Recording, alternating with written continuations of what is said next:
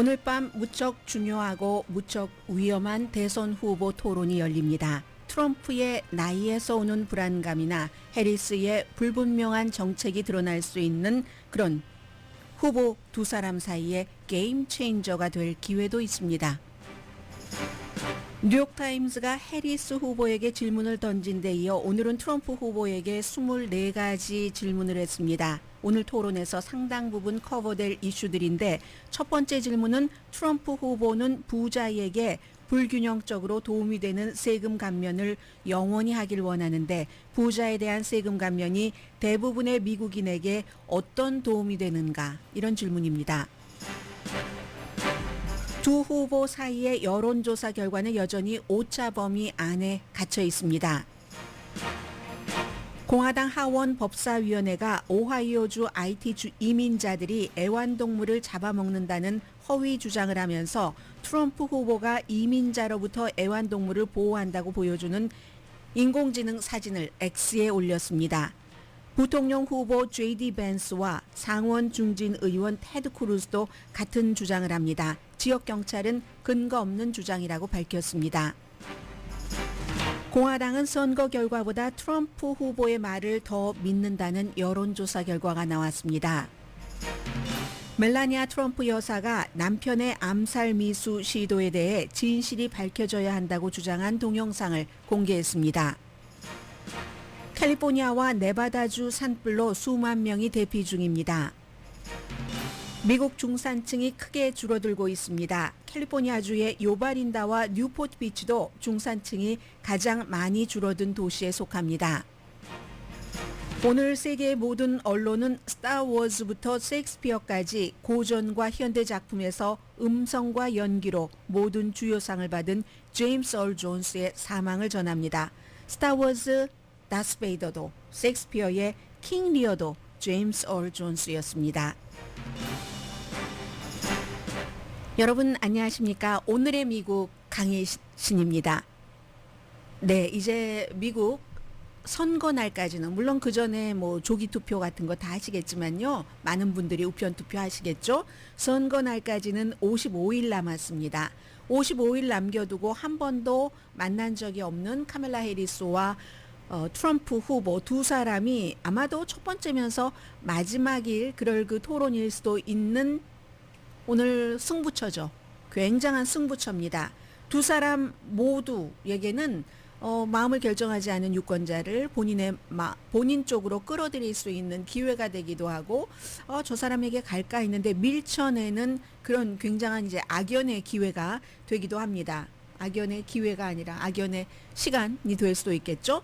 해리스가 누군지 잘 모르는 90% 이상은 트럼프 후보에 대해서 너무 잘 알고 있다고 얘기를 하지만 해리스 후보에 대해서 내가 웬만큼 안다라는 사람은 70% 정도밖에 안 된다고 하거든요. 더 자세히 아는 이런 사람을 물어보면 그것보다 훨씬 적어질 겁니다. 정책에 대해서도 지금까지 모호하게 밝혔고 오늘 보니까 웹사이트 어젯밤부터 여러 가지 정책을 조금 자세히 밝혀놨더군요. 해서 그렇지만 트럼프 후보는 너무 잘 알려진 것에 비해서 요즘에 말 실수가 이게 그냥 예사일이 아닌 것 같은데 4년 더 대통령을 할 수 있어? 그럴 정도의 예리함이 있는 거야? 아마 이제 많은 전문가들은 오늘의 토론을 평하기 위해서 트럼프 후보에게는 그 점을 볼 것이고 카멜라 해리스 후보에게는 바이든 대통령과 얼마나 정책적으로 가까운가 아니면 어떤 정책이 떨어져 있는가 이걸 굉장히 많이 보게 될 겁니다. 트럼프가 해리스에게 눌리는 날이다 이렇게 예상하는 사람도 있고 마찬가지로 트럼프가 해리스와 이제 토론하겠다고 한 것 자체가 엄청난 실수다라고 얘기하는 사람도 있지만 뭔 소리야? 트럼프와 같은 토론의 달인을 해리스 같은 사람이 어떻게 당해낼 수가 있겠어? 드디어 오늘로써 허니문은 끝난다라고 기대도 하고 예상도 하고 계시는 분들이 굉장히 많습니다. 이제 시간이 얼마 남지 않았습니다. 로스앤젤레스 시간으로 오늘 저녁 6시 그리고 한국 시간으로 수요일 아침 오늘이죠. 아침 10시입니다. 저희 라디오 서울 방송에서도 이 토론 너무나 중요하고 여러분들께서도 관심도 많으시기 때문에 그 토론을 생중계를 해드릴 겁니다. 트럼프 후보가 자제할 것인가?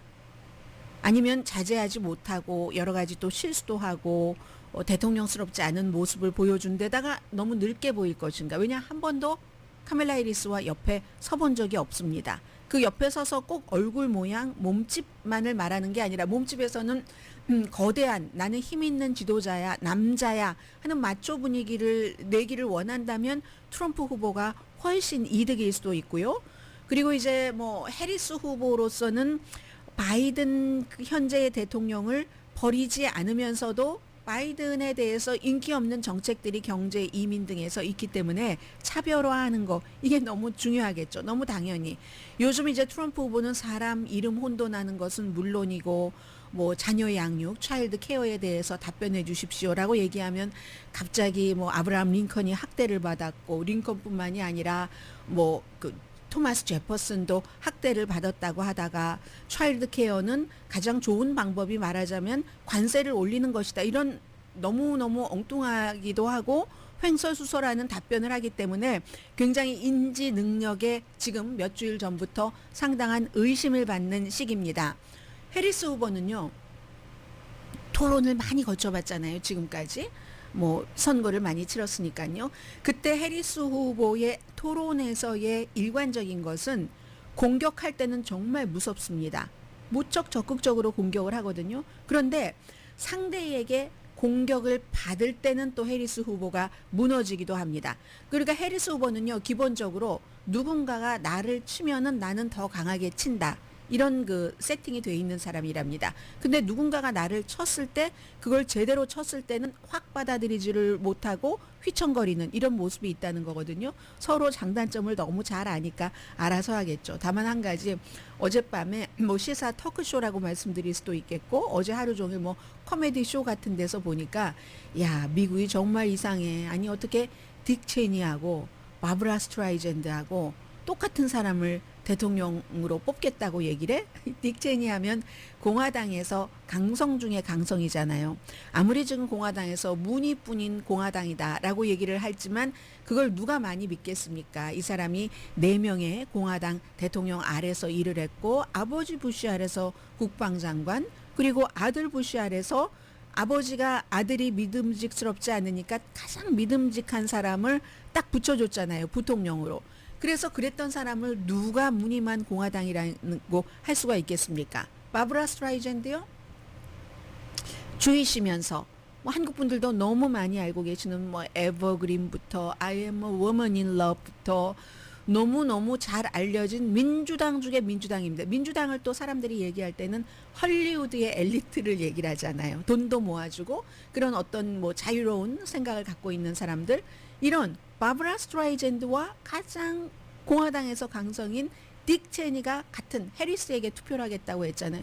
이게 코미디다 이렇게 얘기를 하더군요. 이상한 시기인 겁니다. 그만큼 지금이 굉장히 이상한 시기고 그리고 탑 군 관계자들이 트럼프는 독재자가 되고 싶어하는 사람이다. 이런 얘기를 하고 있고 심지어 본인의 합참의장이었는데 마크 밀리 합참의장을 처형을 해야 된다고까지 얘기를 한 사람입니다.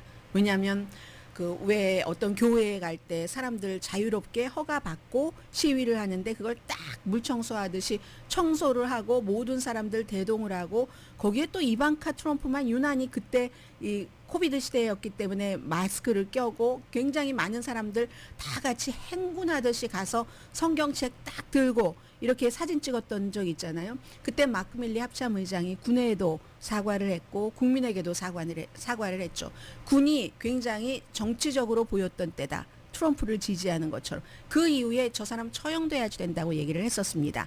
그래서 이제 그런 모든 것들이 트럼프 대통령도 지금 공화당에서 굉장히 단단히 지지를 받고 있는 것은 사실이지만 일부 군에서 그리고 본인과 같이 일을 했었던 무슨 뭐 비서실장이라든가 뭐 국방장관이라든가 전부 그가 대통령이 돼서는 안 된다고 하는 사람이 더 많기 때문에 일을 같이 해본 사람은 이게 위험한 위치라고도 볼 수 있는 겁니다. 아무튼 그래서 토론을 보는 것을 좋아하고 정치에 관심이 많으신 분들은 당연히 너무 중요한 토론이기 때문에 늘 뭐 보시겠지만 그분들은 또 이미 마음을 결정을 하셨습니다. 그러나 이번에는 이제 해리스가 워낙에 뒤늦게 합류를 했기 때문에 해리스에 대해서 잘 모르고 누가 잘하지? 그리고 사람들은요, 토론할 때 정책이 이랬어 이런 거 생각 안 합니다. 그리고 그만한 것을 알 만큼 사람들이 그렇게 한가하게 살지를 못하잖아요. 그러니까 몇 가지, 야, 저런 말을 했어? 저렇게 저기서 잘 받아쳤어? 이런 인상으로 투표를 하기는 합니다만은 그 같은 이미지, 인상 이런 것과 함께 뭔가가 이제 누군가가 실수를 하면 이제 큰일 나는 거죠. 뭐 호감도가 양쪽 다 호감도도 있고 불호감도도 있고 하는 그 상황에서 아무튼 할 수만 있다면 이번 토론에서 트럼프가 됐건 해리스 후보가 됐건 조금이라도 한 사람이라도 두 사람이라도 더 많은 사람의 마음을 사로잡아야지만 될 수 있고 90% 사람들이 90% 민주당이 90% 공화당이 이미 트럼프에게로 해리스에게로 마음이 달려가고 있지만 그러나 치열한 경쟁에서 오늘 일부의 사람들만 흡수를 하더라도 그 일부 사람을 흡수한 것이 아주 상당히 결정적일 수 있다 말씀드립니다.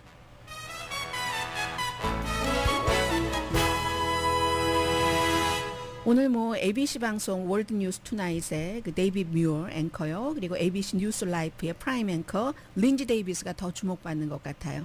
그래서 이제 광고 2번 있고요. 저희 라디오 서울 방송에서도 중계를 해드리고 그리고 뭐 ABC에서도 보시지만 뭐 디즈니 플러스, 훌루, 뭐 팍스 뉴스 등등 대부분 다 이제 방영을 할 겁니다. 동전 던지기로 전통적인 것과 마찬가지로 어디에 뭐 마지막 클로징 스테이트먼트 중요하잖아요. 누가 하는가? 트럼프 후보가 이겼는가 봐요. 그래서 트럼프 후보가 마지막에 하기로 했고 대신에 이제 카멜라 해리스 후보가 우리 일반 사람들이 보기엔 텔레비전 오른편에 서는 것 같습니다. 지난번 바이든 대통령 서 있었던 자리와 똑같은 것 같죠. 그리고 이제 서로에게 질문할 수는 없고 질문에 답변할 시간 2분이고 반박에 대해서도 그리고 이제 후속 답변에 대해서 1분 추가로 주어집니다. 뭐 이런 뭐 룰에 따라서 오늘 이제 진행이 됩니다. 자, 그리고 제가 2주일 전인 8월 27일에 뉴욕타임스가 카멜라 해리스에게 던지는 질문 21가지를 얘기를 했고 여러분들께 전해드렸습니다. 오늘은 뉴욕타임스가 오늘이 토론 날이기 때문에 날짜를 이렇게 잡은 것 같습니다. 트럼프 후보에게 물어보고 싶은 던져야지 될 질문 24가지인데 이건요. 그냥 뉴욕타임스가 트럼프 후보에게 던지는 질문이다라는 것을 넘어서 모든 사람에게 트럼프 그 후보 그리고 대통령으로서의 과거에 했던 일들과 트럼프라는 사람이 정치인으로서 어떠한 입장인가 일반 사람들이나 각 나라, 이 방송을 다른 나라에서 보고 계신 분들, 그분들께는 어떤 영향이 미쳐질까까지 다 이제 그 포함이 된 질문입니다. 가능하면 간단하게 제가 24가지를 전해드립니다. 트럼프를 규정하고 트럼프가 대통령이 된다고 할 때 앞으로 4년 동안 어떻게 할 것인가를 볼 수 있는 질문입니다. 첫 번째, 이제 경제에 관해서 몇 가지가 있는데요. 6가지. 첫 번째가 세금 감면에 대해서 트럼프 후보는 부자에게 불균형적으로 도움이 되는 세금 감면을 이미 했고 그걸 다음에 내년에 다시 갱신을 해야지 되기 때문에 영구히 하기를 원하는데 그렇게 부자에게 엄청난 세금 감면을 해주는 게 대부분의 미국인들에게는 어떤 도움이 됩니까? 두 번째, 그렇게 하고도 연방 적자를 어떻게 막을 것인지. 세 번째는 오바마 케어에 대해서는 이랬다 저랬다 하는데 오바마 케어를 두겠다는 것인가 없애겠다는 것인가. 네 번째는 관세를 크게 하겠다고 하잖아요. 중국의 60%, 나머지 국가의 수입품은 무조건 10%에서 20%. 비즈니스 관계자와 경제학자들은 결국은 소비자의 물가가 올라가서 워낙에 큰 세금 감면 혜택을 받은 부자들은 아무런 해가 없는데 일반인들은 거의 1년에 $4,000 정도를 오히려 손해를 보게 된다고 하는데 왜 트럼프는 그들의 생각이 틀렸다고 하는데 그 이유를 말씀해 주십시오. 다섯 번째, 연방준비제도의 독립성을 끝내버리겠다라는 신호를 많이 보냈는데 이 자유를 말하자면 대통령이 스스로 결정하겠다는 얘기입니다. 다른 나라들이 중앙은행을 정치화했을 때는 대체적으로 물가가 엄청 올라가던데 인플레이션이 되던데 왜 연방준비제도의 독립성을 없애고 대통령이 이자율 인상까지를 맘대로 할 수 있는 이 아이디어를 좋아하는지. 여섯 번째, 기간산업법을 통과시킨다고 하고 지난번 첫 번째 임기 때 통과시키지 못했고 그것은 결국은 바이든 대통령이 했다. 왜 그리고 이 기간산업법안에 초당적인 제약군인의 건강, 제조업에 지원하는 것들이 포함이 돼 있는데 왜 그럼에도 불구하고 트럼프 당신이 바이든보다 초당적이라고 주장을 하는가. 그리고 이제 국내 이슈, 또 다른 국내 이슈에 대해서는 7번째에서 11번째까지인데요.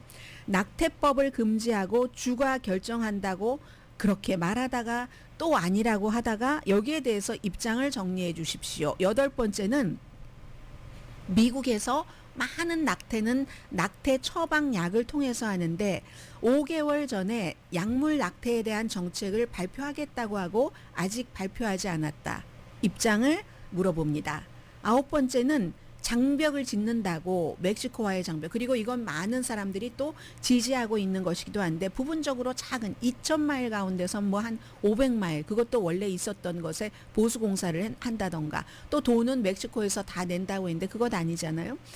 그런 것만 해냈는데 왜 유권자는 이번에도 재선에 성공을 한다면 멕시코 장벽을 2,000마일을 쫙 다 깔아놓는다는 것을 믿어야지 되는가. 10번째, 불법 거주하고 있는 모든 그 불법 체류자죠. 말하자면 대량으로 완전히 추방을 해버린다고 지금 주장을 하고 있는데 그럼 거기에는 어린이와 아주 오래 미국에 살고 있었던 사람들도 포함이 되는가? 아니면 특정 그룹만을 얘기하는가? 이건 아마 오바마 때에 대규모로 추방을 했을 때 범죄를 저지른 사람들을 우선적으로 했잖아요.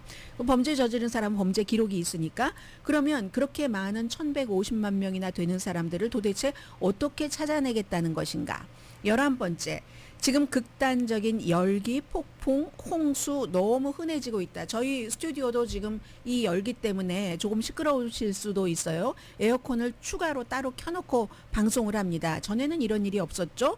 기후변화는 그런데도 불구하고 우리의 문제가 아니라고 얘기를 하는데 그럼 손주들에게 물려줄 세상은 걱정은 되시는가? 이겁니다.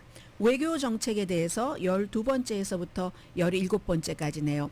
블라디미르 푸틴이 유럽에서 원하는 모든 것을 할 수 있다. 만약에 나토가 무슨 3%까지 GDP에 어떤 분담금을 늘리지 않으면 이렇게 얘기를 하고 있는데 그럼 미국이 나토에서 탈퇴를 한다는 것인가? 13번째는 우크라이나에 대한 미국의 군사 지원을 비판하고 본인이 재선되면 하루 안에 전쟁을 끝나겠다고 약속했는데 그건 우크라이나가 러시아에 항복하고 푸틴에게 유리한 평화협정을 수락하도록 요구하는 것이 아닙니까? 하루 만에 어떻게 그럴 수 있습니까? 14번째는 가자 지구에 있는 모든 인질들을 집으로 데려오겠다고 공약을 하는데 하마스가 그들 모두를 석방하도록 어떻게 설득하거나 강요할 수 있습니까? 15번째, 대통령 재임할 당시에 중동 정책은 아주 자주 이스라엘의 벤자민 네탄야후 총리가 원하는 그대로 해줬는데 그런데 벤자민 네탄야후는 이 같은 인질 협상에 있어서도 타협을 꺼려하는 태도인데 평화의 장애물이 되는 것으로 세계에서는 보고 있습니다. 그런데 만약에 그 트럼프 당신은 벤자민 네탄야후의 의견에 하나라도 동의하지 않는 게 있기는 합니까?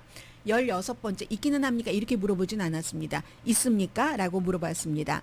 16번째, 이란이 핵무기를 제조하는 것처럼 보인다면 군사공격 명령하시겠습니까? 17번째는 전임자들보다 대통령이었을 때 중국에 대해서 무척 강경했습니다. 그런데 또한 공화당 기부자로부터 돈을 받고 나서는 트럼프 후보 얘기예요. 갑자기 틱톡 소유권을 미국이 가져야지 된다는 것에 반대했습니다. 틱톡 미국에서 금지돼야지 된다는 것을 대통령일 때 제일 먼저 얘기한 사람이 트럼프입니다. 그러면 트럼프 그 후보는 지금 당신을 지금 돈으로 도와주고 한 그런 엄청난 그 사람들에게 해가 되더라도 중국에 맞서서 싸울 뜻이 있습니까? 자, 그 다음에 18번째에서 24번째까지는 트럼프 후보 자신에 관한 뉴욕타임스에서 보내는 질문입니다. 18번째, 바이든이 트럼프 후보를 이긴 뒤에 당신 대통령이었죠. 2020년 선거 결과를 뒤집으려고 했습니다. 미국 민주주의를 믿습니까? 19번째, 2021년 1월 6일 폭도들이 의사당에서 경찰을 공격했는데 그 폭도들을 칭찬했고 그 폭도를 위해서 돈을 모금했고 그들을 사면하겠다고 약속했고 그 사람들의 가족, 친척을 만났습니다. 이러한 일들이 그 공격으로 부상당한 의회 경찰관들과 DC 경찰, 그 이후에 숨진 사람들의 가족을 화나게 하는 이유에 대해서 이해하고 계십니까? 20번째, 배심원단은 이진 캐럴을 성적으로 당신이 학대했다고 판결을 했습니다. 또 다른 배심원단은 불륜을 은폐하기 위해서 기록을 위조한 혐의로 스토미 데니엘스 유죄를 선고했습니다. 또한 오랜 동안 트럼프 후보는 여성을 비하한 기록이 있습니다. 이 같은 행동에 대해서 후회하는 것이 있습니까? 21번째, 대통령으로서 권력을 이용해서 본인의 집에서 그게 이제 골프장도 되고 집도 되고 그를 행사하는 것을 포함해서 본인과 가족들을 굉장히 대통령 당시에 부자로 만들었습니다. 재선된다면 또 그렇게 하시겠습니까? 22번째, 사우디아라비아, 카타르, 유나이티드 아랍에미레이트 정부가 당신의 사위인 자레드 쿠시너가 운영하는 펀드에 이런 펀드 투자에 대해서 경험이 거의 없는데도 불구하고 수십억 달러를 사우디아라비아 등이 투자를 했습니다. 그 사람들이, 그 국가들이 당신의 사위를 통해서 당신의 환심을 사려고 한다고 생각하십니까? 23번째, 4년 뒤 당신은 82살이 됩니다. 지금 이제 바이든과 같은 나이입니다. 공개석상에서 차일드 케어에 대한 답변을 포함해 앞뒤가 맞지 않는 답변을 종종 합니다. 완전한 의료 기록을 공개하시겠습니까? 마지막입니다. 24번째. 당신의 부통령, 당신의 비서실장들, 존 캐리라든가 아니면 마이크 펜스를 얘기를 하는 거겠죠. 가까이서 지켜본 수많은 사람들이 당신이 대통령이 되기에 적합하지 않다고 말합니다. 왜 그렇게 많은 사람들이 그런 얘기를 하고 있습니까? 이런 얘기들이 트럼프에 대해서 유권자들이 알아야 될 것이라고 뉴욕타임스가 지적했습니다.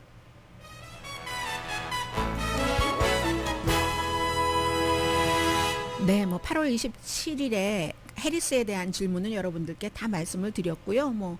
유급 휴가와 킨더가든 교육, 기후 변화에 대해서 낙태, 외교 정책, 우크라이나 이런 모든 것들 다 아무튼 들어갔습니다. 그래서 이제 오늘 게임 체인저가 될 것인가 아닌가. 오늘 보니까요, 닉 브라이언트라고 그 시드니 모닝 헤럴드 호주에서 발행되는 신문에 이제 이분이 그 어피니언을 쓴 게 있는데 이분은 미국에서도 뉴욕 타임스나 워싱턴 포스트나 많은 곳에도 기고문을 쓰는데 10년 전에 본인이 트럼프를 만났을 때 10년 전은 대통령이 되기 좀 전이었죠. 그때는 이렇게 요즘 말하는 많은 사람들이 얘기하는 크레이지야 이런 얘기라기보다는 좀 매력적인 부분이 있었다 이렇게 생각을 합니다. 그런데 대통령이 되고 나서 대통령이라는 직책이 굉장히 막강한 힘이 있잖아요. 미국의 대통령은. 그래서 그 같은 막강한 권력이 그 트럼프의 과대망상 같은 것을 부채질했고 그의 과대망상이 트럼프 그 왕, 킹이라고 되는 이런 어떤 일종의 광기를 부채질을 했다, 만들어냈다 이렇게 표현을 했거든요. 사업할 때는 어떠한 약간의 보통 사람과는 다른 그런 생각들이 또 크게 좋을 수도 있지만 어쨌든 이런 얘기를 했는데 모르겠습니다. 오늘 누가 정말 자이언트한 그런 거대한 덫에 걸릴지 두 사람 다 걸릴지 아무도 안 걸릴지 아무튼 지금부터 오늘은 굉장히 살얼음판이고요. 이제 9시간도 채 남지 않았습니다.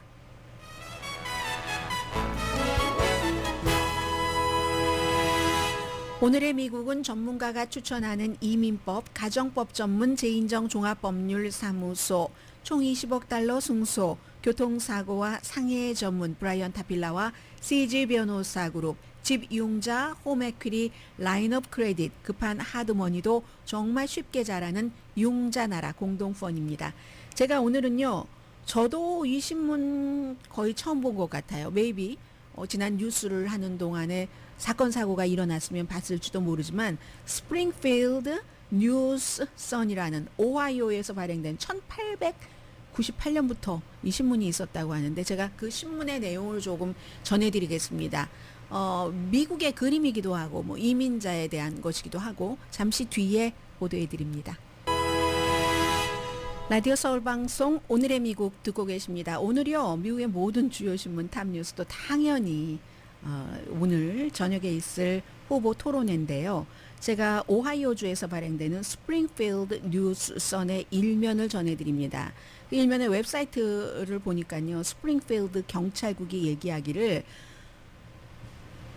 애완동물이 도둑을 맞았다거나 아니면 소셜미디어에 지금 많이 퍼지고 있는 누군가가 애완동물을 잡아먹었다던가 그 같은 보고가 없었다 이런 얘기입니다. 이게 이제 맨 위에 나오거든요.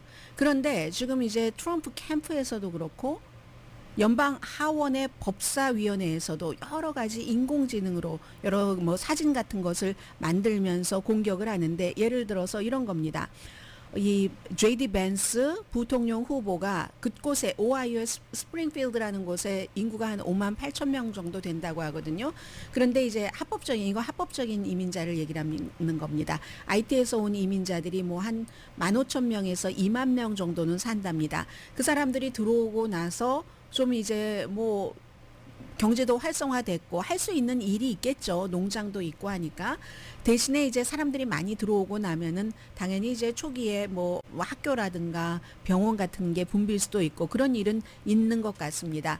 그런데 그러니까 어떤 주민이 이런 얘기를 시작했습니다.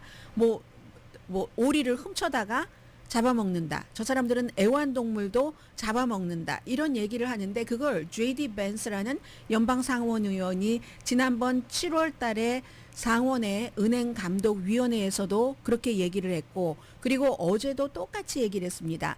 그러니까 IT에 이 사람은 불법 이민자들이 이렇게 표현을 하면서 사회 서비스를 너무 힘들게 하고 말하자면 왜 불법 체류자들 한인분들 가운데서도 그런 얘기를 하시는 분들이 엄청 많습니다. 불법 체류자들이 우리가 받아가야 될 것을 다 받아간다. 불법 체류자에게서 또 받는 것도 있잖아요. 캘리포니아주 같은 경우는 사업을 하시는 분들 또 오랫동안 그렇게 해오셨던 분들 얼마나 많습니까? 뭐 임금을 5분의 1 정도만 주고 얼마나 열심히 부리셨어요. 다 그게 수요와 공급이 있기 때문에 그러는 점도 있잖아요. 물론 불법이 다 좋다는 얘기가 아니라 어쨌든 이 JD 벤스 부통령 후보가 사회 서비스를 다 갖다가 먹고 스프링필드 모든 지역에 혼란을 일으키고 있다. 이제는 뭐 애완동물을 막 그렇게 잡아먹고 훔쳐다가 잡아먹고 하는데 이 미국에서 일어나서는 안 될 일이 일어나고 있다. 우리의 국경 자르는 어디에 있는가 이런 얘기를 합니다. 그러면 공화당의 하원 법사위원회 사이트예요. 법사위원회가 그 X에 오하이오주 IT 이민자들이 애완동물을 잡아먹는다. 이 같은 허위 주장을 하면서 트럼프 후보가 이 같은 애완동물을 보호한다고 보여주는 인공지능 사진을 또 올립니다. 뭐 이를테면 이런 거예요. 오하이오주에서 우리의 오리와 새끼 고양이를 보호하세요.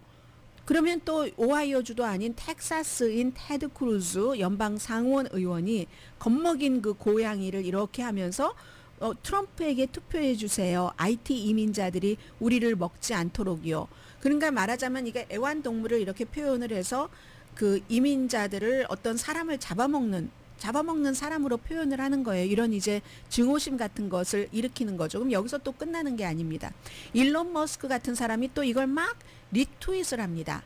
테드 크루스가 한 거 보면요. Please vote for Trump라고 해서 새끼 고양이들이 옷도 입고 이렇게 막 IT 이민자들을 우리를 먹지 마세요. 이렇게 쓰면서 막 껴안고 이렇게 있는 그런 모습이 있고 그러면 또 어떤 것은요. 트럼프 후보가 고양이를 이렇게 양쪽 손에 들고 막 어디로 이제 뛰어가는 거예요. 뒤에는 정말 까만 사람들이 IT 이민자들이 까만 사람들이 막 쫓아오고 있습니다.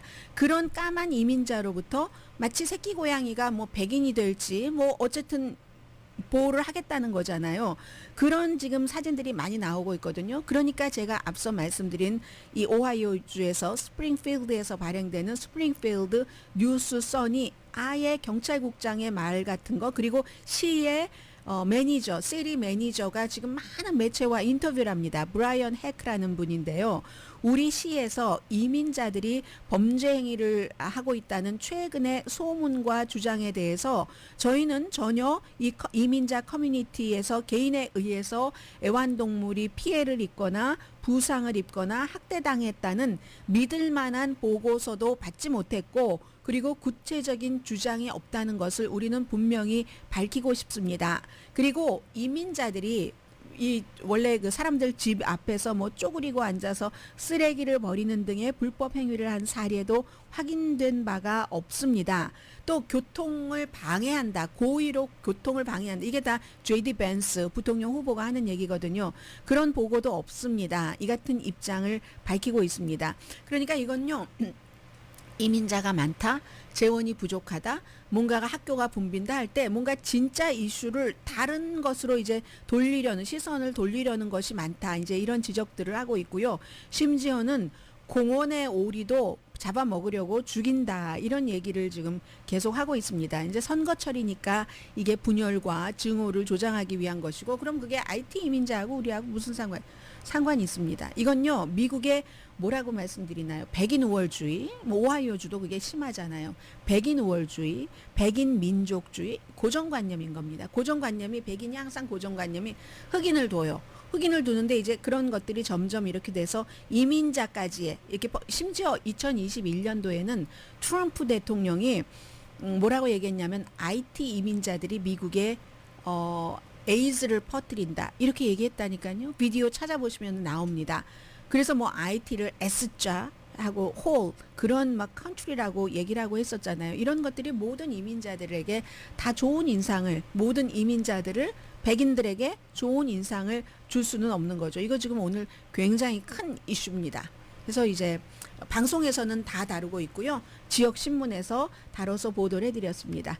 그리고 또 하나 조금 웃자고 드리는 말씀인데, 웃을 일은 아닌데, 그래도 이제 93세까지 사셨다가 어제 돌아가셨고, 그리고 사람들에게 너무 많은 것을 준 거예요. 라이언 킹부터 뭐 스타워즈부터, 그리고 무슨 막서로 나온 것도 있었고, 셰익스피어의 작품, 특히 이제 킹 리어 같은 이런 작품에도 성우로서도 배우로서도 나온 바로 이분이 정말 영화의 아이콘이죠. 영화의 아이콘 존스. 이 정도만 얘기해도 제임스 얼 존스라고 아시는 분들이 무척 많을 겁니다. 저는 이분이요, 어렸을 때 아주 심한 말더듬이었는데도 결국은 우리에게 그 다스베이더잖아요. 다스베이더 음성이잖아요. 스타워즈 다스베이더, 라이언 킹도 막 설명하고 그랬다는 것이 더욱 더 뭐 와닿거든요. 한번 음성을 들어보시겠습니다. 뭐 여러분들께서 제임스 얼 존스까지 생각을 안 하시더라도 들어보시면은 좋아하셨던 그런 작품의 Now, release your anger. He told me you killed him. No, I am your father. A king's time as ruler rises and falls like the sun. One day, Simba, the sun will set on my time here. I'm gonna bust his 네, 뭐 유진 오닐 뭐 작품 같은 데도 많이 했었고요. 그러니까 클래시컬한 것과 현대 같은 것을 굉장히, 그러니까 해석자로서 훌륭한 거죠. 보이스로도, 이런 배우로서도. 그래서 93세로 세상을 떠났답니다. 아프리칸 아메리칸이고요. 음성 뭐 들어보시면 굉장히 중후한 저음인데도 막 천둥칠 것 같기도 하고 하는 무대와 스크린의 그 스타였었던, 저음이지만 우렁차요. 막 오늘 보니까 막 다 이제 이런 분들이 돌아가시면 우리가 생각을 해보고 뭐죠? 기사를 쓰는 거? 그 사람 추도사가 아니고 뭐죠? 아무튼 부고 부고 기사를 쓰는데, 가디언의 부고 기사를 쓰신 분이 뭐라고 얘기를 했냐면요. 초자연적인 지혜와 힘의 목소리를 담은 사람, 그리고 그 저음이 얼마나 우렁차든지 지평선을 넘는 천둥과 같았다. 선하든 악하든, 뭐 악인의 역할도 했고 선인의 역할도 했으니까, 아버지의 존재 앞에서 I'm your father 좀 전에 그랬었잖아요. 70년대부터 90년대 많이 활동을 하셨던 그런 분. 그래서 이제 에거트 타이탄이라고 얘기를 하잖아요. 4개 상 다 받은 거. 에미상, 그래미상, 오스카상, 토니상. 그러면 텔레비전상, 음악에 있어서 뭐 오디오 같은 거 많이 했으니까요. 아카데미는 공로상 받았죠. 공로상 받을 때 이분이 굉장히 그 위트 있게 그 소감을 발표를 했었고, 그리고 마지막으로 토니상 연극 무대에서 셰익스피어 무대에서 그런 분이 이제 세상을 떠나셨습니다. 제임스 얼 존스. 미국의 모든 신문 일면에 전부 쓰고 있습니다. 미국뿐만이 아니라 세계 모든 나라에서요. 잠시 뒤에 미국에서 중산층이 급격히 줄어들고 있다고 하거든요. 뭐 이참에 한번 중산층이라고 하면 도대체 어느 정도의 수입을 버는 사람을 그렇게 생각을 하는가? 뭐 또 보면서 캘리포니아주에서도 중산층이 급하게 줄어드는 그런 도시들이 우리가 잘 알고 있는 도시들이어서 한번 보겠습니다.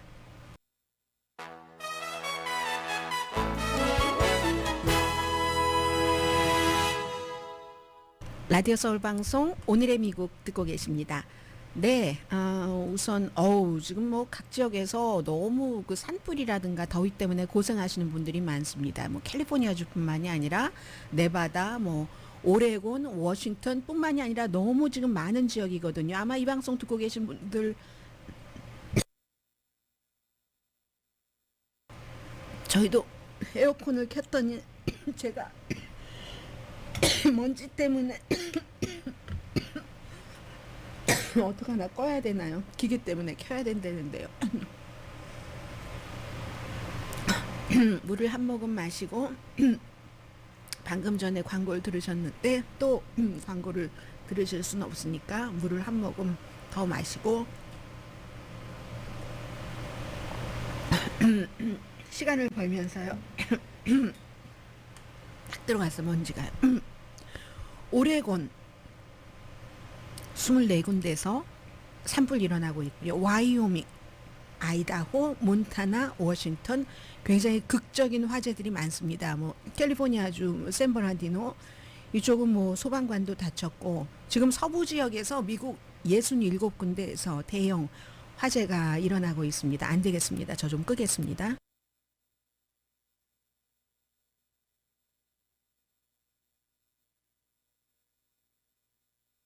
죄송합니다. 또 이런 방송은 처음 해보네요. 그래서 캘리포니아주 그 리버사이드, 뭐 오렌지, 뭐 로스앤젤레스 이쪽에 전부 이제 주의보가 확대됐고요. 2003년 이후에 지금 이 같은 산불이 2배로 증가가 한 겁니다. 그래서 이제 5% 정도 캘리포니아주의 산불은 지금 진화가 됐고요. 더군다나 이제 그 캘리포니아주에 이번에 있었던 산불 이름이 뭐죠? 그 라인 파이어 같은 경우는 주택가하고 밀집된 그런 지역이기 때문에 단독주택이라든가 아니면 뭐 아파트먼트도 지금 구조물이 35,400개 이상이 지금 굉장히 위험하다고 합니다. 아무튼 이 정도로 짧게 전해드리고 미국의 중산층이 급히 줄어들고 있다는 보도 해드립니다. 캘리포니아주 요바린다와 뉴포비치도 이제 중산층이 가장 많이 줄어든 도시에 속하거든요. 그럼 미국에서 중산층이라고 하면은 봉급이 도대체 어느 정도가 봉급이 아니라 수입이 어느 정도나 되는가? 이거 굉장히 다르죠. 왜냐하면 지역마다 생활비가 다르기 때문에 퓨 리서치사는 한 3명 같이 산다. 엄마, 아빠, 아이 1명 하면은 뭐 1년에 52,000달러에서 156,000달러. 굉장히 좀 넓죠? 뭐 샌프란시스코는 82,000달러 이상이어야지 되고 그래야 이제 겨우 뭐 중간층 중산층 소리를 듣고 시애틀도 74,000달러 이상 이 정도가 된다고 하는데 이건 아무튼 지역에 따라서 다르기는 합니다. 그런데 2023년도에는 미국 사람들의 약 51%가 중산층이라고 했는데 이건 이제 1971년에 61%에서 10%포인트가 줄어든 그런 그 수치입니다. 산타클라라 이 경우는요 연봉 한 15만 달러는 있어야지 그래야지 이제 그런 가정을 중산층 가정이라고 부를 수가 있거든요. 그에 비해서 이제 켄터키주 은퇴를 생각하시는 분들이 굉장히 많으시던데 켄터키주의 볼링 그린 같은 데는 뭐 중간 소득이 한 3만 달러에서 이것도 너무 넘네요. 범위가 9만 달러 사이는 돼야지 된다. 그런데 어쨌든 71년부터 지금까지 고소득층은요. 많이 늘어났어요. 엄청 많이 늘어나는데 그에 비해서 그러니까 저소득층 같은 경우 더 힘들어지고 고소득층은 이제 비니핑 부익부가 심하다 이런 얘기를 하는 거고 지금 이 자료 자체는 제가 오늘 더 힐의 보도고 그 데이터는 머니그릭과 퓨 리서치에서 조사를 한 거거든요.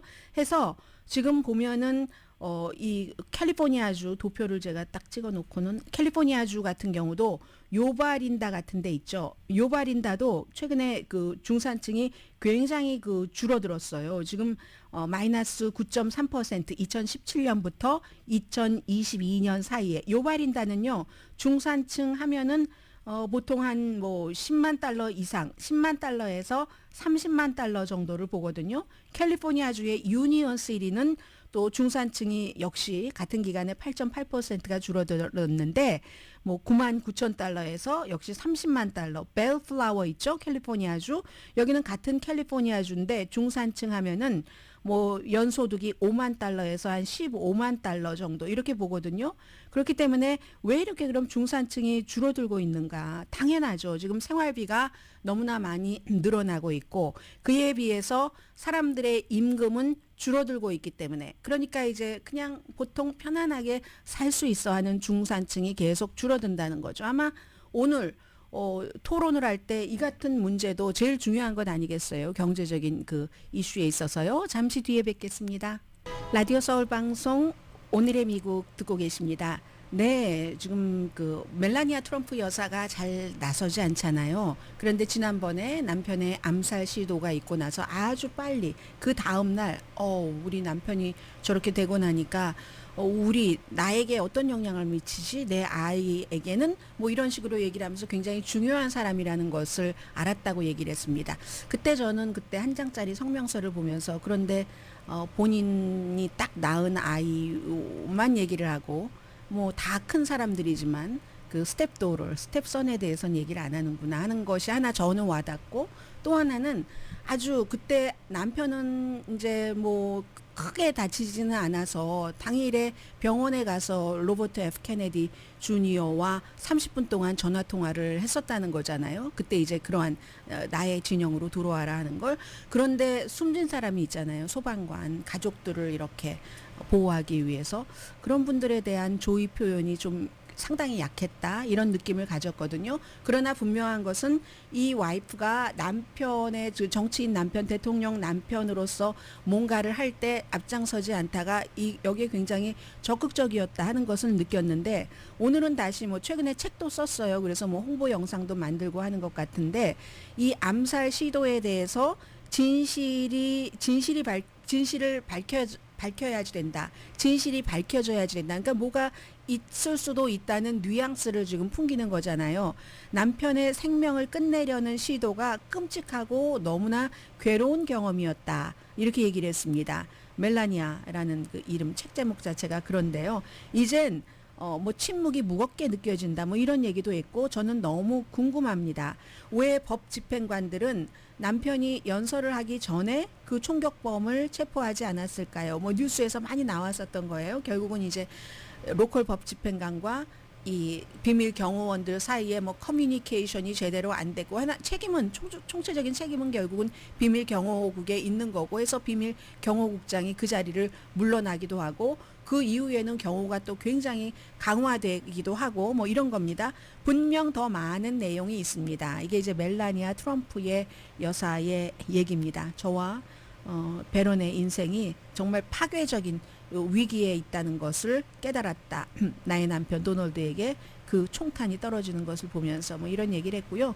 그리고 이제 그 총격 사건 이후에 의회에서는 암살 시도와 관련된 여러 가지 그 보안, 그 허점 같은 것을 조사하기 위해서 민주당, 공화당 양당으로 구성된 태스크포스 만들어졌습니다. 이건 꼭 뭐 지금의 트럼프 그 후보에게만 있는 일이 아니라 민주당 후보에게도 또 민주당 대통령에게도 있을 수 있는 일이고요. 공화당은 선거 결과보다 트럼프의 말을 더 믿는다. 이런 여론조사 결과가 나왔습니다. 오늘 아침에 나온 여론조사 결과인데요. AP와 늘 같이 하는 노크 센터 그리고 이제 USA 팩트가 같이 했는데 공화당 사람들은요 67%가 11월 선거 결과에 대해서 정확하게 알려면 트럼프의 말을 믿어야지 된다. 51%만이 정부의 선거 결과 인증을 신뢰한다. 각 주정부에서 다 선거인단 표를 다 하고 해서 이제 연방에다가 집계표를 주는 거잖아요. 그럼 부통령이 그 계산해서 계산도 다 할 테고 누군가가 발표를 하는 거잖아요. 근데 그거는 51%가 믿고 트럼프 입을 통해서 67%랍니다. 그에 비해서 민주당은 87%가 정부에서 인증한 것을 믿고 82%는 해리스 후보와 그의 캠페인을 믿는, 민주당은 정부 시스템을 믿는 사람들이 더 많은 거고 공화당은 트럼프의 입을 믿는 사람이 더 많은 겁니다. 그리고 이제 당을 가리지 않고는 10명 가운데 7명 정도는 최소한 어느 정도까지는 정부의 그 인증 그 결과를 신뢰한다. 뭐 지금 그런 얘기를 하는 거고요. 이제 이런 것들이 거짓말을 계속하면 부정선거라고 사람들이 믿게 된다는 트럼프 그 후보의 어떠한 그 정신 같은 것을 대변해 주는 것이라고도 할 수 있고요. 오늘의 미국은 전문가가 추천하는 이민법, 가정법 전문 제인정 종합법률사무소, 총 20억 달러 승소, 교통사고와 상해 전문 브라이언 타필라와 CG 변호사 그룹, 집이용자, 홈 에퀴리 라인업 크레딧, 급한 하드머니도 정말 쉽게 자라는 융자 나라 공동 후원이었습니다. 10시에 브라보 마이 라이프 방송됩니다. 궁금한 게 하나 있어서 나가서 읽으려고 하는데 우크라이나 여성들이요 그 엄청난 포탄 속에서도 네일샵을 가서 네일을 한답니다. 저는 꼭 그래야지 되나 하는데 또 그 사람들은 나름대로의 이유가 있겠죠. 오늘 대선 후보 토론에서도 여러분들 나름대로의 이유를 가지고 두 후보들을 보시기 바랍니다. 강혜신이었습니다.